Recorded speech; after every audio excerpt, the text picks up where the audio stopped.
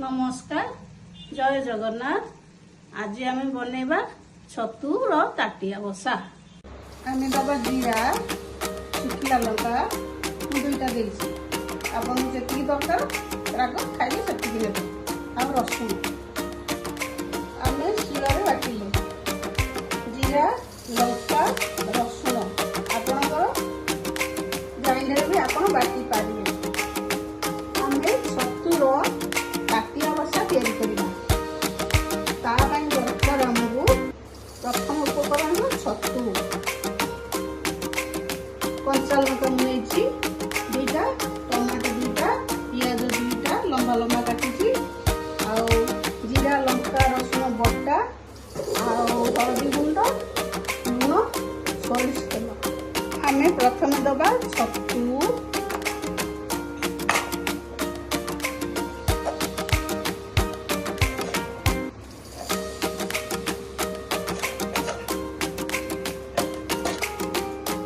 छतु तापर दबा पियाज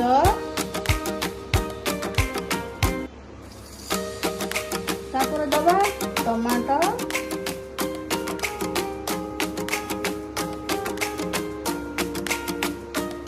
तापर दबा जो जीरा लंका रसुण बटा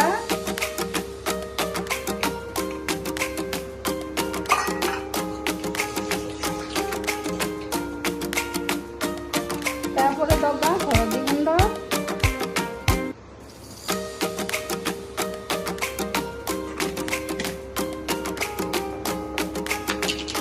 तापर दबा स्वाद अनुसार लुण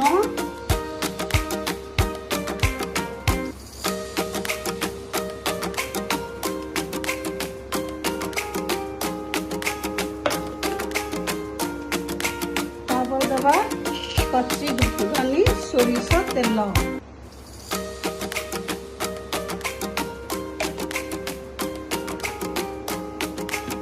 तापर आम सबको भल भाव मिसेवा। एबे सबको मिसेदेली एबे देबा आम दुईटा लंका कंचा लंका जो खड़ा कर रखी एबे गैस लगे स्लो आंचरे बसैबा। एबे आम से ताटिया को गैस बसैबा आम धीमा आंचरे बसैबा तापर आपको घोड़े दबा घोड़े की आम छाड़ीदबा 15 मिनिट आम देखिए आमर ताटिया बसा केमिति भेज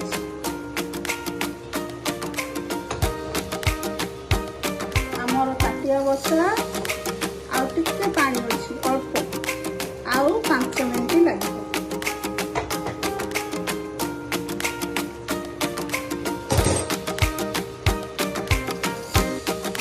आसतु देखिए आमर छतु ताटिया बसा देखु आमर छतु ताटिया बसा केते सुंदर भाव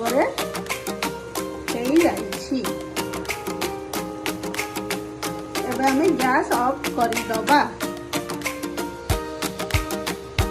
देखु केते सुंदर भाव छतु ताटिया बसा रेडी होगला।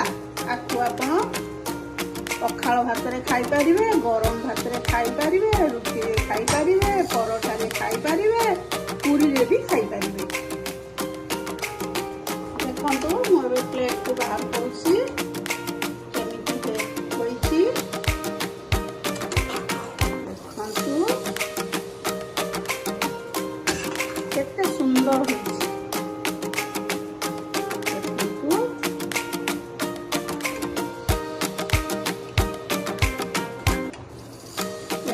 आपण पखाल भात रे खाई पारे, गरम भात रे खाई पारे, रुटी रे